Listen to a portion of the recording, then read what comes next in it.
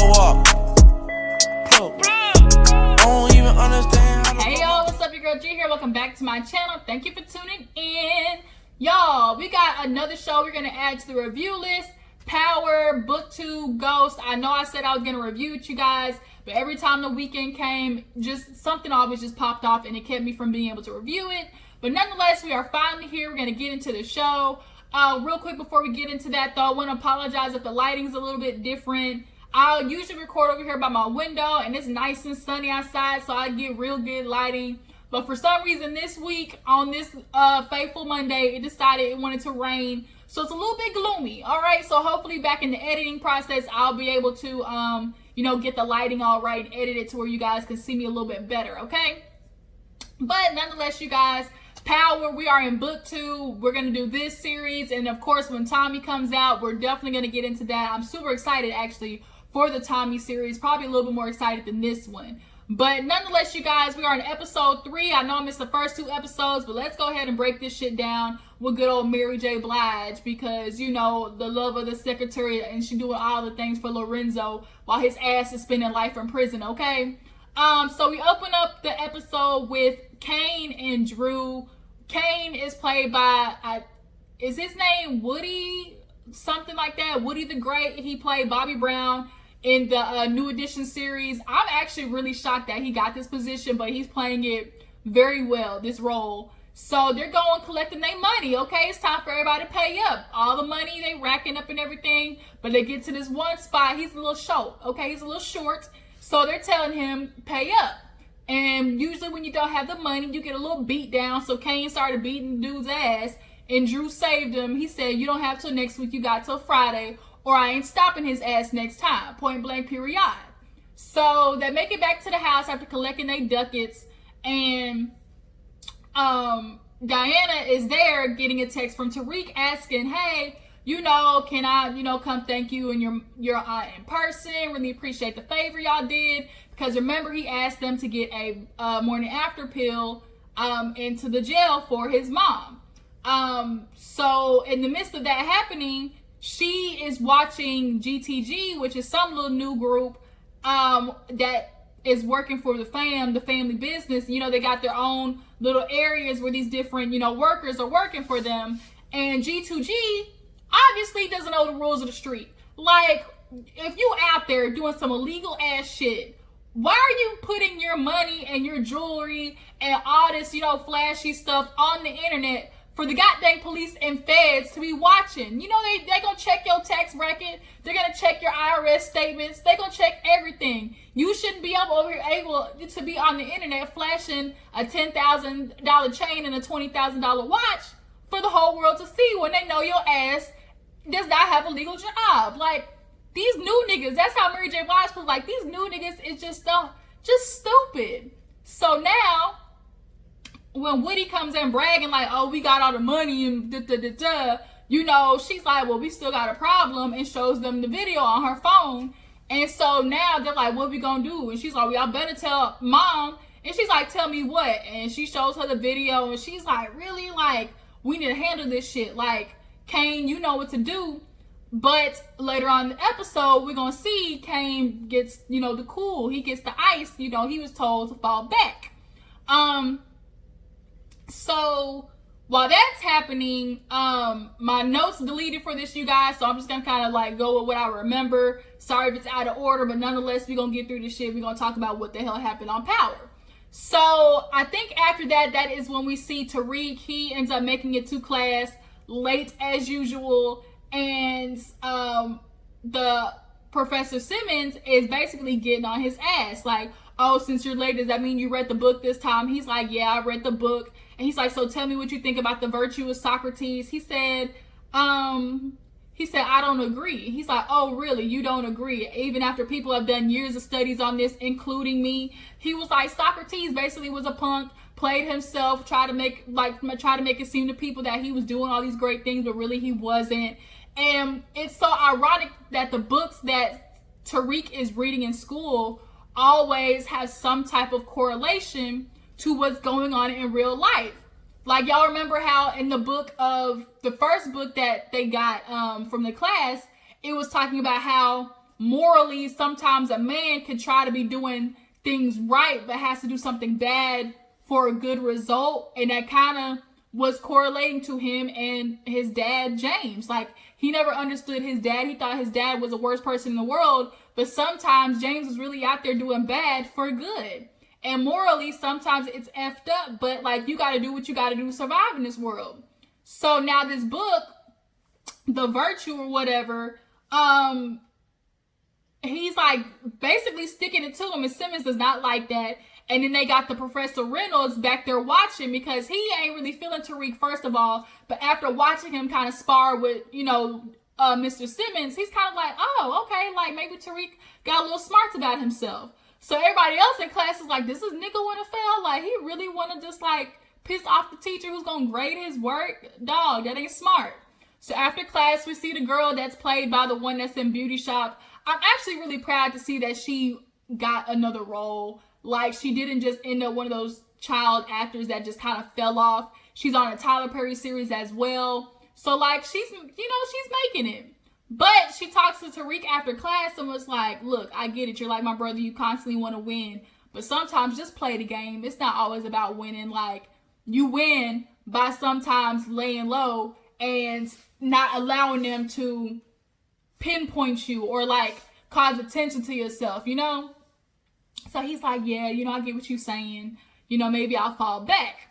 So Tasha, she's talking to Mr. Davis, the lawyer, and Paula, and was like, they're trying to tell her, Tasha, you need to tell us everything because you lying. Girl, we know you are not telling the truth. Everything is not here on the table, and we can't help you unless you tell the truth. She's like, I'm not the queen pin. I'm telling you the truth. It was Tommy. I've never been the one to call the shots. And they're like, Tasha, okay, it's not what really is the truth. It's what we can sell to a jury. So she's like, put me up on the stand. Davis is like, no, that's literally suicide. Like, you got to testify. She's like, no, I can convince them. So he's like, fine then. And she walks out. And so Paula's like, that's the stupidest thing to put her up on the stand. He's like, I know, but she doesn't know that. So later on, they actually end up doing a mock trial. So in the midst of that happening, we see Tariq is struggling to keep up with everything. He's back at the room trying to do his work because he's got to pass his class. And Ezekiel's ass does not want to help because he's throwing random shit at him talking about, oh, I think I got a paper due tomorrow as well. He's like, I got a paper due. He's like, my bad, what you want me to tell you? Look, Ezekiel, like, we both got to cooperate with each other. Like, you can't just throw me last minute that you got a paper due. Because, like, then that fucks me up. And if I fail, nigga, you fail type stuff. So he's like, you gonna have to do me a favor. Then he was like, what? And he's like, I want you to get me, all right, now cooperate. Sorry, y'all. These braids have been just like getting on my nerves lately. He's like, I want to talk to your aunt so I can get permission to talk to Diana. He's like, man, that's not happening. Like, she barely even wanted you at the dinner. Like, that can't happen. He's like, I just try. He's like, I know that she's the leader of all things. So whatever your aunt says goes. And so Ezekiel is like, yeah, bruh, I don't think I can help you with that. So with the whole GTG thing happening, she ends up calling Lorenzo, and it's like, look, your little niggas is out here wilding. We need to do something about it. I think it's time to cut our losses with them.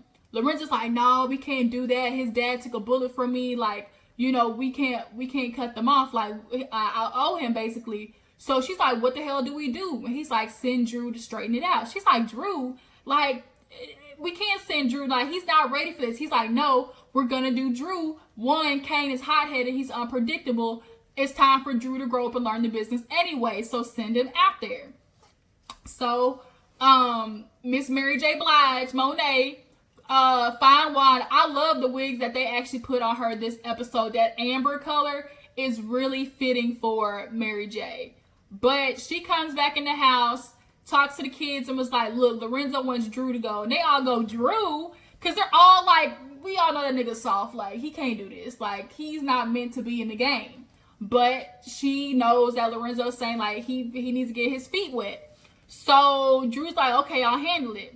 So he walks out and was like, do it when me and Diana are at the game. But she tells Kane to basically fall back, peep him, keep your distance, but close enough if anything pops off to follow him. So Kane, does that.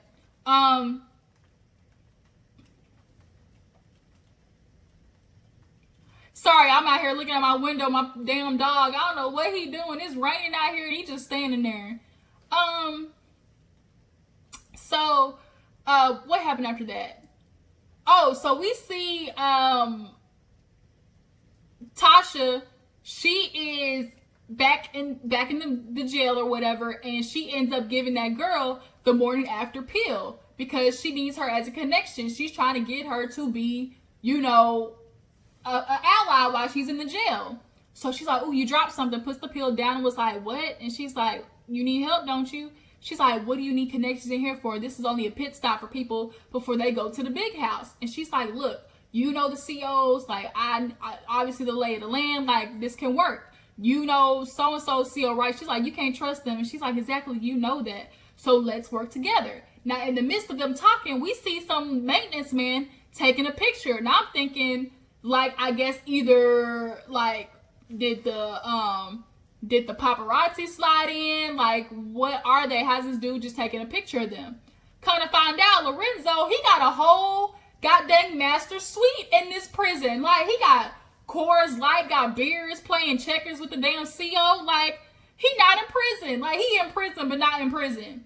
So the dude comes back. I think his name is Bishop. He is telling, basically giving an update on Tasha. He's like, Tasha didn't take the bill. She gave it to somebody else. So he's like, huh. He's like, oh, so she's not fucking a guard. So then he's like, what are we going to do with this information, basically? And he's like, he's trying to figure out, basically, like, what is Tasha? Like, what is her end game? They're definitely trying to figure out, the St. Patrick's. And then that's when he gets the call from Mary about the whole GTG thing. And he tells her to send Drew. So now Tariq is out and about, trying to figure out the whole drug situation.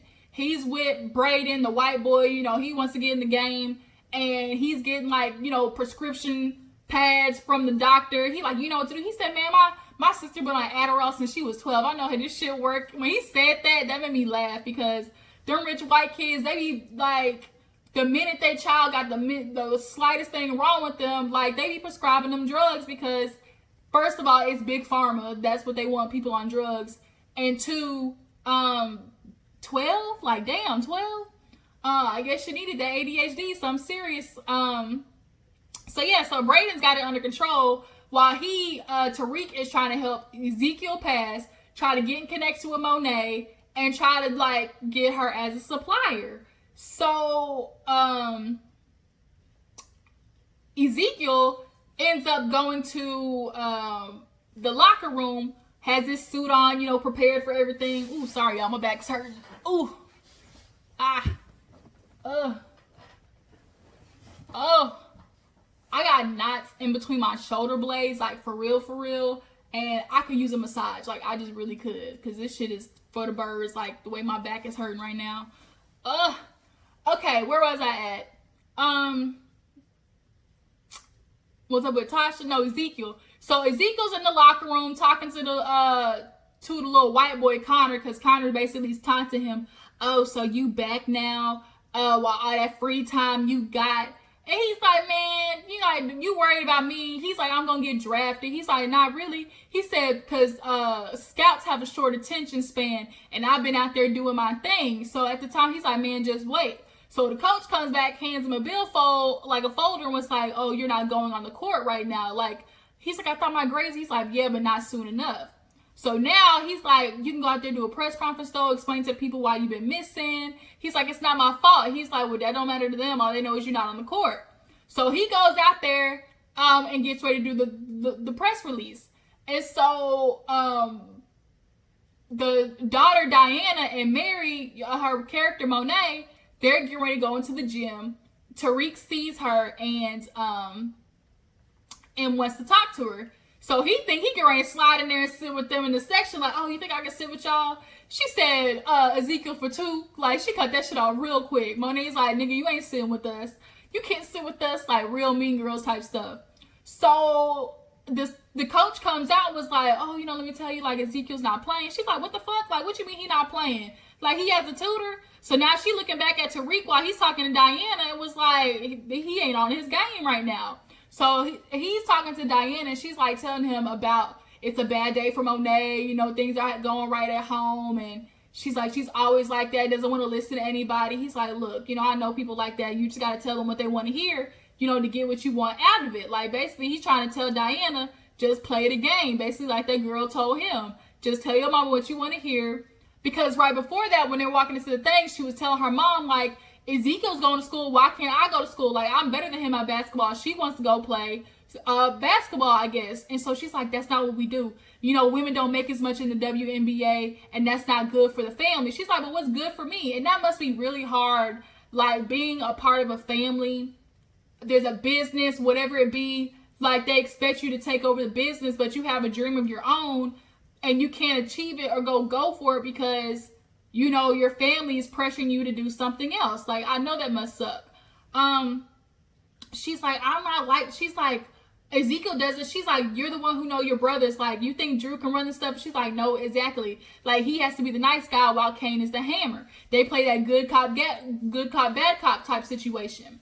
So that's when, you know, she was talking to Tariq about it in the gym, and he kind of told her just like to tell Monet whatever. So she ends up calling her dad to try to convince him to let her go to school.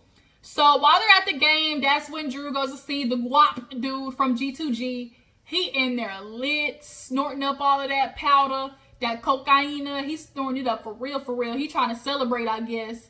And so Drew's in there like, you know, like, hey, what's up? And like the girls beside him telling him like, you know, show respect or something like that. He's like, look, I want to came here because my mom Monet, she trying to let you know like you doing a good job. So he's like, oh, for real? He's like, oh, then let's celebrate then. So he's like, oh, you know, we chilling over here. He's like, look, about that. He's like, we kind of need you to cool it because you bringing attention. Like, you don't want the cops looking at your Instagram. Shit, they can use that against you in court. You know, all is fair in war. Like, when it comes to cops and drugs, like, they don't play. They'll pull up anything. So he's like, man, I got you. And it puts the phone right back up on him, the girl, and then tries to turn it to Drew. So Drew, like, slaps it out of his hand. It was like, what the fuck? Like, are you kidding me? I just told you, like, bruh, chill out with the phone. So he stands up. He's like, oh, you know, so we got a problem now. And Drew puts his hand behind his back and has the gun there. And was like, oh, so what you gonna do about it? And Kane walks up and was like, we got a problem. And so the guap dude, he went from 10 to -3 real fast. He said, oh, no, we ain't got no problem, right, Drew? Like, we good. Everybody in the streets obviously respects Kane because they know that nigga pop off real fast.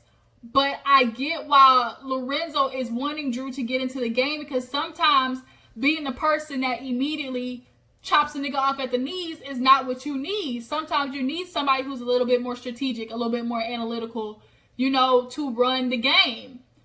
Because they think about the whole picture, not just, you know, what's in front of them. So now Drew's pissed off. He leaves but grabs the dude's phone. And to basically be an asshole, Kane is like, y'all want to play with us? Okay. Bop, bop, bop, bop, bop, bop. Start shooting that whole bitch up, y'all. Boom, boom, boom. They take off running. Literally right as they're walking outside. Po-po, pull up. And guess who it is? It's goddamn Ramirez. So now Ramirez sees them taking off running. He's looking like, oh shit, that's Monet's kids. So he's trying to figure out in his head real fast like how he can fix the situation. So now they running. Damn Drew, he got to hold his pants up and shit. They make it around the corner and he's like, you're not going to shoot a cop? He said, we're not going to kill him. He said, you not, I am. So as he's holding the gun up, Ramirez pulls up and was like, oh, they went this way.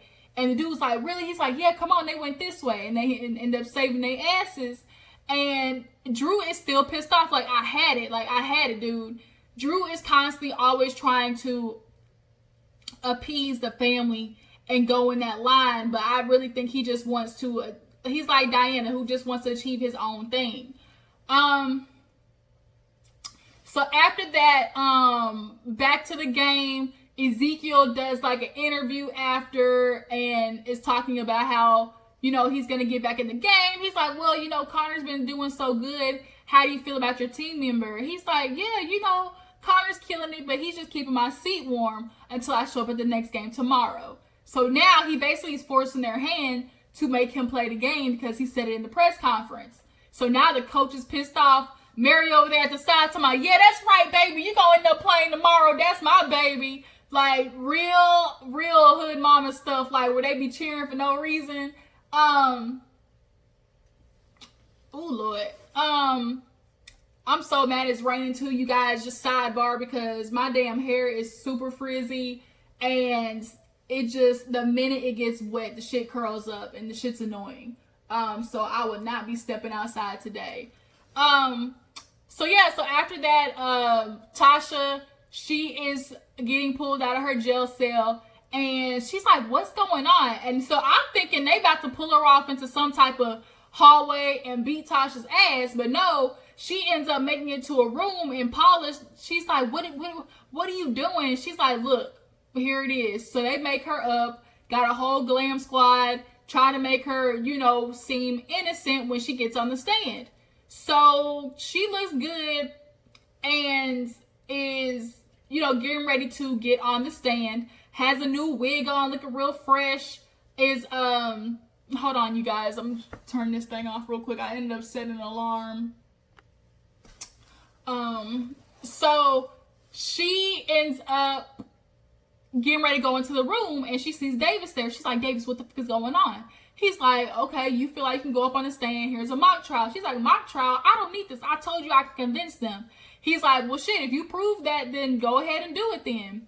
So he's like, plus you already paid for it, so you might as well. So it's like, damn, here go my money right back. So she gets pulled up on the stands and starts going the whole pity me, like, oh, James was in control of everything. I met him when I was 19. I was in love. I was dumb. I wanted to, prove to him I was his ride or die, all type of shit. Yes, Tasha was not the leader, but we all know a woman controls everything with that pillow talk at night. When she be talking to her husband and he be trying to get advice on what to do, or like a lot of those ideas that James had were stemmed from little conversations that he had with Tasha. And that's how most men are. They be trying to take the lead, but really deep down, it be the woman that, be having the good ideas. So, after that happens, she ends up getting cross-examined, and they bring in Tasha, the lawyer that she fired. And she's like, why is she here? He said, well, you're going to get cross-examined, so you might as well try it now. So she gets back up there, and Tasha roasts her ass. When I tell you roast her like a goddamn marshmallow getting ready to be s'mores, she was on Tasha's ass like white on rice. Tasha couldn't even say nothing, but at the end, I'm innocent, bitch. No, you not. You ain't no queen pin, but you ain't innocent either. So now, after she gets her ass roasted on stage, Tasha looks at them like, okay, it's time for you to go try to get another plea deal, because she ain't gonna make it in court. They're like, oh, really? So he's like, oh, how about you join the team? Think of it about like, like a black trifecta, we can do this. And she's like, no, like, you're not going to pull me in. She's like, you might as well go to Saks. So he's like, oh, yeah, speaking of Saks, I saw that you were his legal representation. What is that for? And in her face, you could tell, like, wait a minute, like, how do you know about that? So he's like, He's like, really? Saks, you might want to explain something there. And we all know Saks, the only reason he's coming after Tasha, because his ass is guilty down boots. So she's like, you're not going to get me with that. So Paula's like, look, can we finally drop this case? Like, we're not winning. He's like, no, we definitely need to double down, because you see Tasha's face when I mentioned Saks, like, something's going on here. It's not about Tasha, it's about Saks. And it really, truly was. So back at the college room, Tariq walks in and sees Ezekiel playing the goddamn game. He like, nigga, I've been out here struggling doing this work for you, in here playing video games. Like, you need to help me out. Like, you can do some of your work too. I'm not going to do all of this shit for you. He like, man, okay, I'm sorry. I got you. He's like, this is where one of those favors comes in. You're going to give me 5 minutes with your aunt. So after that whole GTG thing, they make it back to the house, and they're chilling. So that's when I think, what happened there? So much shit happened this episode. I'm trying to think which way it went. Oh no, Ramirez ends up going to Monet and telling her, look, your sons almost got caught. You lucky it was me, because right now the streets are heavy with the cops because that video that went around of Guap basically trying to show everything, and I know that's your son's coat. So if I know that's your son's coat, like, you need to, like, y'all need to cool it, chill with the business. She's like, I can't do that. So she tried to distract him by throwing the pussy in his face, and he definitely took it. He fell for it. Niggas is just so goddamn, like, you start touching on them, rubbing them a little bit, all that blood rushed down to the bottom of their pants, and they can't think straight no more. So, anymore. So now, in the midst of her trying to, you know, get going, where Ramirez trying to pop that pussy for a real nigga, Lorenzo calls her and was like, meet me early in the morning. And that's what she does. She goes over there and, you know, they had a little moment, conjugal visit, and they talking about, you know, the plan from here on out, because Monet's like, I've been running shit while you in jail. So, like, if you had let me run it the way I want to, things would be okay. He's like, no, you know, Drew is, you know, he needs to run it. You need to quit babying him. She's like, Kane's built for this, Drew's not. He's like, you know, you need to let them do their own thing, just like Diana let her go to school. So she looks at him like, what? He's like, you know, let her go to school. So now she's realizing Diana called Lorenzo, and she gonna get on her ass later. So, she's like, everything was handled. He's like, oh, is that what Kane told you? So now she goes back to the house and confronts him about the situation. And she's like, who pulled the gun first? You know, Drew, did you do it? And he's like, no. And she's like, why didn't you? He's like, he was all coked up. I was waiting for the moment. She's like, nigga, we don't work on their time. Like, you need to start doing better than that. So Kane's like, see, I told you. She's like, man, y'all get the fuck out of my face. And so she's like, Diana, you called your dad? She's like, no, ma. She's like, really? Mm-hmm. Get the family burner. And there's nothing on there. So she's like, oh, okay. She ain't buying it. She like, girl, I've been around the block 10 times. And, you know, around the world, So later on, she ends up catching Diana because she gets the burner phone out of her overalls and was like, bitch, I knew you. Like, I gave birth to you. Like, you ain't slick. Like, whatever idea you done thought of, trust me, I done did it 10 times. So, she's kind of mad that Diana tried to play her and, like, go for her daddy and try to make, like, him soft on her going to school. So, Tasha realizes she ain't got this in the bag because all the people voted her guilty. So now Paula's like, this would be a great time for you to start confessing because, bitch, you looking hella guilty right now. Like, you're not going to make it in court. So now she goes back to the jail and is worried about what the hell she's going to do. So she calls Tariq and tells him, give Davis whatever he wants. Like, I'm screwed right now. So that's when he ends up getting that girl, the stripper, to distract one of the sellers, and he goes into the frat boy house and cleans house. They make a lot of money. So, oh shit, I done forgot about the damn, Professor Reynolds. Tariq ended up going to him because he didn't get no credit on his paper, and he goes to Reynolds and was like, why'd you give me no credit? He's like, because it's a bunch of bullshit. Like, you didn't say what you said in class. He's like, I just did it for Simmons. He's like, exactly, like, stick to your word. Like, so now you got no credit, but I need to see, like, who you really are, Tariq, in your paper.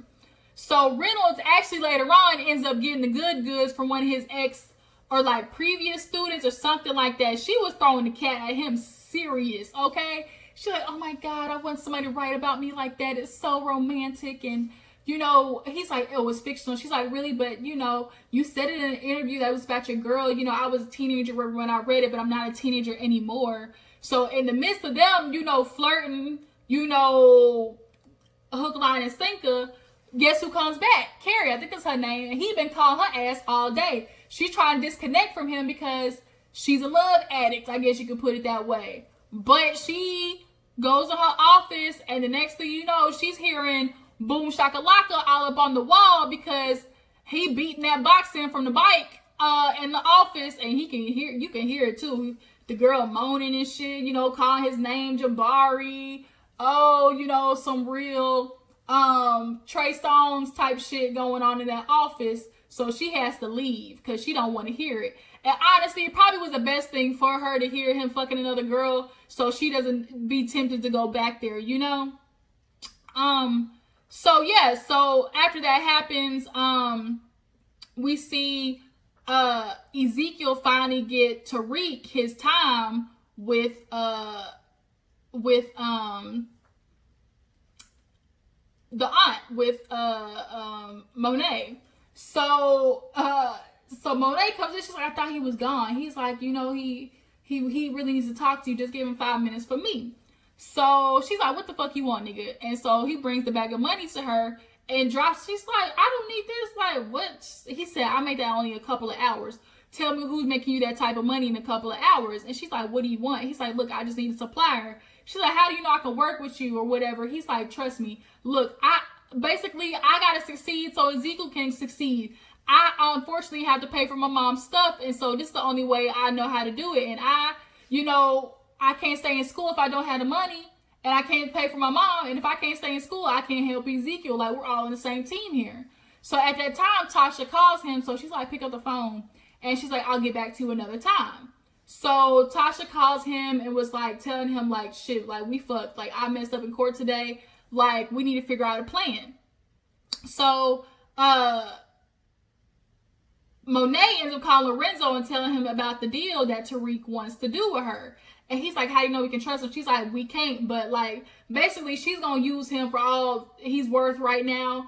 And then I'm sure probably kill him later on down the line if, you know, things go awry. But he's like, I know how to make this work. So he actually ends up calling Tasha's phone and threatening her and telling her, look, keep your son on a leash. Make sure he follows everything I say, because if not, his ass gonna end up sleeping with the fishes. And then that's where the episode ends, you guys. Yeah, it was a whole lot, y'all, that popped off this episode. How do you feel about Monet trying to keep Diana in the family business? Do you feel like Diana's gonna resent her for that? Do you feel like, I really honestly feel like Kane's ignorance and his short quick fire is going to end up getting Drew hurt in some way or some fashion. There's a lot of foreshadowing in this episode about, you know, what is going to pop off possibly between Drew and Kane, and now this connection between Tariq and the girl, I think her name is Lauren or something like that, the light-skinned girl. And now with Diana, like, even though Monet told Diana to keep her distance from Tariq, I think they're going to end up, you know, kind of vibing with each other. And Monet is not going to like that. So, yeah, you guys, Power, Ghost Book 2. It's a lot, you know, drop down in the comments. Tell me how you feel about this episode, how you feel the season should go. Appreciate you for tuning in. Before you go, make sure to like this video, subscribe to my channel. And I will catch all you hoes later. Deuces.